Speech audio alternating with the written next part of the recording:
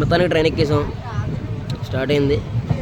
రేపు కరెక్ట్గా పొద్దున్న దింపుద్దా మధ్యాహ్నం దింపుద్దా తెలియదు, దిగిన తర్వాత చూడాలి. ఇప్పుడైతే ట్రైన్లోనే ఉన్నాం మనం.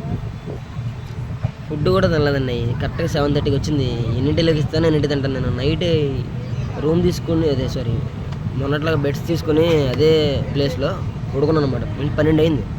ఇక్కడ విచిత్రం అని చెప్పిన అంతా బాగానే ఉంది, కానీ అక్కడ వీళ్ళతో గొడవ ఏంటంటే మనకి ఆంధ్రాలో కానీ తెలంగాణలో కానీ 24 గంటలు టైం ఉంటుంది. ఒక్కో చోట 12 గంటలు ఉంటుంది అనుకోండి మన సైడ్ కూడా, కానీ ఇక్కడ మరీ దారుణం.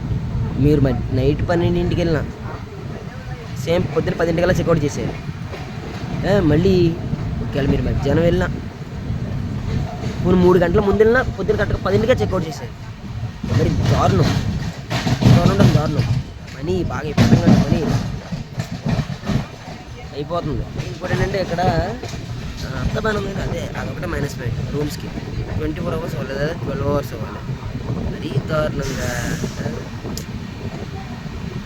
అది పరిస్థితి.